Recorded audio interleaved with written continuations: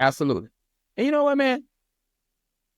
I hate to be giving myself shout outs, but taking from the words of my main man Snoop Dogg, I like to thank me. I want to thank me for using the word king and prince all in the same sentence. I always figure out a way.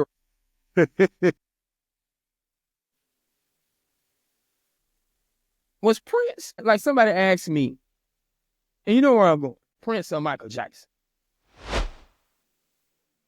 And I always say two different animals. It's Prince and Ray James. It's Prince and R. Kelly. It's Prince Isaac Hayes, you know.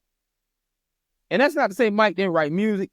It's just another animal. And because Prince was so big, they always group him with Michael Jackson. But at any rate, my point was verses, right? I did it again. As we're having a hit refresh moment. We're having a hit refresh moment. Because I mentioned Prince. I mentioned King in another context. It segued into R. Kelly, who going through what he's going through. But Usher has been making waves. He's been making waves, you know, at his concerts, eating cherries, bringing out Cisco. And someone said Usher was the king of R&B. I was giving Usher his props. Until you did that. I'll give him king of stage show. I might even give him the prince of R&B. But I gotta ask you, Tank. I'm sorry, that was long. That was a long hit refresh moment. But while I was thinking about it, because King and Prince caught me. Do you think Usher has become the king of R&B? Well, the way the music has changed these days, I don't even want to say music because most of it's not even music anymore. I don't even think that R&B is a legitimate genre, modern genre anymore. Point taken. Because all the stuff they put out these days. I don't. So if you want to say is he the king of R&B, you're doing it retrospective. Now, does he have a catalog that will put him in that room? No. It doesn't. And shout out to my boy, because I think they be trying to argue. They be trying to bring up Usher name to argue for Chris Brown. But go ahead. Yeah. He doesn't have a catalog. He has a very good catalog. He got some nuclear weapons. Yeah. He got some stuff. If he did the verses, hey, he gonna give as good as he gets. But song for song, album for album, if you're talking about R&B, who's your king? When I say R&B, I'm including not just the person who had a 15, 17-year run in R. Kelly, but I'm talking about people who created a genre. Someone else who I would put in there, and some people might say it's popish, but I have to put Smokey Robinson in there. This man basically created the Motown era. You look at every artist from Motown, from that all throughout the 60s, early 70s. Every one of them had a hit that was produced by Smokey. Now, Smokey, as far as King R&B, his is more from his pen than his song, so to speak, you know, as far as I'm saying. Well, we're going to talk R&B singing as well as his pen. Man, it's hard to mess with R. Kelly. Shout out to my boy Tank. Shout out to my boy Tank for giving this argument criteria. Go ahead, Tank. Also, who else you got to put in that? That's a duo. But again, when we say R&B, a king of R&B, are we talking catalog, them singing, or or music that they produced? Because Babyface is there. He doesn't have the singles and the albums in the comparison of that man got over 500 million songs that he sold either that he did or he wrote for someone else. Let's see who checked the boxes. Right? Because you said something. You kind of said something when you said Smokey, right? You said something when you said Smokey. And I'm going to look deeper into Smokey's era. Because I'm going to even go up to that Stax era and check out Isaac Hayes' pen. But that criteria, all right, here what I'm saying when you say it's Smokey, right? Mm-hmm. Let's say the criteria is you do something solo, you do something for a group. Like you create these people, you write to create these people. We know Smokey was a pen behind the Temptations. We know how successful they were. We know Smokey was a pen behind the Supreme. We know Smokey Robinson and the Miracles had success. We know Smokey was as a solo artist. Motown for the most part. Like he carried them until the other boy, right? So let's say that's the criteria. There ain't too many people that got that criteria. Then you go James. Ray James had the Mary Jane Girls. Ray James had the Temptations. Ray James had solo. Rick James wrote Eddie Murphy. Rick James upped the criteria and turned a non-talent into a hit with My Girl Wanna Party All the Time. Rick James carrying criteria. Prince. Apollonia 6. Vanity 6. Sheena Easton. Prince got his girl, he fit the girl criteria.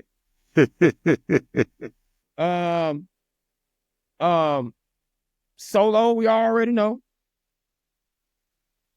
Prince got the time.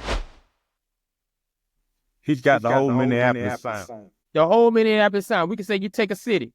That he fit into that Smokey Robinson criteria. R. Kelly, who we got? Changing Faces. This how you can. This how R. Kelly, the announcement. R. Kelly himself. Go ahead. You can sum R. Kelly as far as what we've got from let's see, when the public announcement come out, 1990, because he was born in the 90s, so like 1990, 89, 90. Okay. Up until what 2007, 2008. No, yeah, one album. No, I'm talking about just R. Kelly stuff. That's how you can just put R. Kelly. He had a 15 to 17 year run where if it wasn't his music, him singing it, somebody else was singing it. It's like everybody. Technically, R. Kelly could do a versus bald-head R. Kelly versus braids R. Kelly. Yeah. And we don't know who will win. That boy bad. But from the criteria you're talking about, Jive Records, the Chicago sound, like Stevie Wonder. What girl group Stevie Wonder had? Girl group. Stevie wrote for. Oh, that was Earth, Wind and Fire. I was gonna say the Emotions, but that was Earth, Wind and Fire. But as far as his solo catalog, Stevie got hits. You can go anywhere in the world and you can hear Stevie. You can hear one. I got it. But when you mention that Smokey Robinson, you said something, man. Like Usher don't fit the criteria. Usher would be someone that the people were named would write for him and he'd sing their hits. Yeah. Right. Chris Brown, he'd sing their hit. I think Barry White might be in there. Barry White got some writing and some hits. Yeah. Everybody can't fit. Like when you said Smokey Robinson, there's a criteria there that everybody don't fit into. Everybody can't fit. Yeah. Everybody can't fit that. You said something with Smokey. So No, Usher's not the king of R&B. Oh no, You can by far. call him a Duke. What is Yeah, he might be a Duke. I'll give him a Duke. And that's not a bad Lord. thing. That's he might not be like a a slight. Lord of something. Yeah, but Because to be the king of Stevie something, Wonder still might be it. What the Yeah. name we saying? Stevie Wonder might be a Duke, depending upon what the hierarchy is. I'm telling you, man. he's not. I can't call him king of R&B, and I know why they're calling him that now because he might be able to go out. He might be able to go out and win you a few battles. yeah, but I mean, he can make. He's making that claim now because, like I said, who else is? Ain't nobody out there. But it's not like he got new stuff anyway. That's tearing the charts up. It's just who else is out there? And the thing is, if you had that in you, you would create the who else is out there. Yeah, because Puffy more king of R&B than Usher, because technically Puffy created, and I'm gonna say Jermaine Dupri. You know, from a producer standpoint, even though Jermaine didn't sing himself, Puffy didn't sing himself to a degree, but Puffy gave us Total, Jermaine Dupri gave us Escape, Criss Cross, Usher. You know, they extended their talents with the criteria that you're saying Smokey Robinson basically invented. And when you start thinking of where Usher sits on their court, he's not the king. He's not up. Just he and you're a very noble knight. Yeah, for a solo male entertainer in close to the same age range as Usher. What's Usher like? 45 now? Yeah, Usher might be pushing about 45. About 45. So this guy's like 10 years older, but and he didn't have his longer run because he had other issues. But in his heyday, Usher couldn't touch Bobby Brown in his heyday. We don't even want to talk about that. Shout out. I'm going to tell you something, too. I'm going to tell you something right quick while we on this. I totally agree. And heyday with it, because I would have loved to see Confessions and Don't Be Cruel come out the same day. Don't try. Confession was a nuclear weapon, but Don't Be Cruel. I'm gonna say this though. I was looking at a timeline, right? You know, New Edition just took a residency in Vegas. Yep, I'll be there February. New Edition is about 5 years above time span and still able to do residency in Vegas than the Temptations were. And I'm talking about from 1983 to today. In 1964, I believe. And I think the Temptations kind of had their last hit, where they can do a tour capability. And I'm not even talking about being older men in shape. I'm just talking about like you're in a generation where your generation is still with you. Was about 1987. You know, New Edition has withstood that test of time longer than Temptations, and New Edition could arguably be the king. They are. And me, I'm biased. I'm biased because I'm an NE for lifer. But yeah, I don't think there's a group out there that touches them for longevity, for quality of music, showmanship, spawning acts within the group. Yeah, they can have a versus amongst themselves. They have taken the Temptations. I know we got respect because in my mind, will always get you there. Yeah. But New Edition, they took that one over. They reign supreme. Yeah. They reign supreme. But and nevertheless, man, go ahead. Originals. Those are all still all originals. These aren't folks who come in and out. Oh yeah. Oh yeah. Oh yeah. Oh yeah. And have withstood the test of time of fighting amongst each other, the drugs, the label issues, all of that. Everything you could they hit it. They got a movie too. And one more who can make an argument for being the king. Back to King. Yeah. You got to give it up to Teddy Riley. That New Jack Swing was everywhere. Michael Jackson. Heavy D. Heavy D. What is Rex in Effect? God. Rex in Effect. Blackstreet. Blackstreet. Even reinvented himself with Blackstreet. A lot of people don't know the redhead kingpin. Dougie Fresh. Dougie Fresh. Keith Sweat. Okay, so Teddy Riley has a little kingdom over there now. Teddy Riley has a kingdom. Remember he did the show. That was his first thing. The show. Dougie Fresh. My question is this. Dougie Fresh, the show was what, 85, 86? 85. So we're about 1990. Blackstreet on top. 97, 96.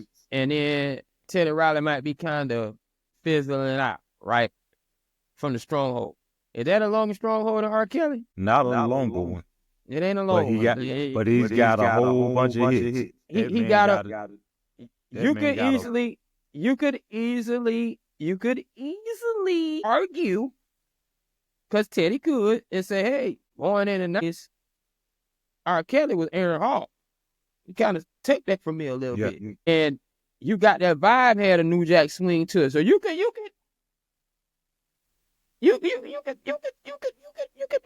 make an argument about that. But Teddy Riley, does Teddy Riley have a girl? No, I don't think so. I don't think so either. But Smokey, man, and Smokey's still here with us, right? Yeah. Mm-hmm. Had an album earlier this year called Gatherings. Hey. You know what? I might have to go back and look at this man too, Quincy Jones. When you started going kind of the producer area, R. Kelly producer too. When you start going in that little area, they were showing like the segment of Quincy, what Quincy had. Yeah, Quincy did a lot for over 50 years. Quincy was.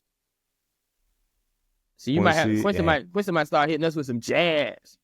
Yeah. That make us say, oh, my bad. Quincy and a duo. And they were just all they were was producers. Jam and Lewis. See, we might have to do a show strictly on Kings. Cause see, I'm gonna tell you something about that one. That's tough. Cause Jam and Lewis is running with arguably Babyface and the partner. I know his name. And when you look at the tree, Jam and Lewis got that new addition in there. They got Janet. And they got Janet. They got The Time. Human League. Mint Condition. Human League. They got some stuff we probably ain't even thought about. SOS Band. And then you got we know Alexander what O'Neal. Exactly. Sherelle. We know what Babyface did. Cause Babyface stems off in the Babyface gonna give you some Bobby Brown. We already discussed Babyface. But Babyface alone, did he do? Cause Babyface was with L.A. Reid. Yeah. From a production standpoint. Yeah, they did Karen White. Karen White. See, we might have to put them up against the boys from Philadelphia at Stacks. Oh, they did Drew Hill. Babyface did Drew Hill. Babyface got Drew Hill in there. That's it. Did R. Kelly have some Drew Hill in there? But he did do good. Sleeping in My Bed. That was Drew Hill. They wrote that though. Drew Hill wrote that. Remember the you know who could be in this argument? Gerald Levert. Levert. I bet we dig in the Gerald Levert vault. I get Gerald Duke. Gerald might be a Duke. Because he had Men at Large. He got LSG in there. Yeah, but they didn't. They were minors. Hold on. Keith might be in there, man. Keith Sweat might be in there. Keith Sweat got some acts now. Keith has got more out of not being able to sing any just by that I think of. I'm gonna tell you, Keith might be sitting over there. Keith might be. Have you seen The Gladiator? No, not yet. Okay, Gladiator. Okay, I don't know what Denzel Washington played in The Gladiator, but Keith might be one of them dudes. Like, I'm over here in my own little area. I am this high level aristocrat of the kingdom. I'm not the king, but I'm not necessarily. I don't have to do what you say. and you need my money. You know, he kind of sit there like. He's like a godfather. Yeah, he like. You come to me too. You know, Elon Musk. You know, you're the president, but I don't do what you say. like, got him some. He fit criteria. He fit that Smokey. That's tough, man.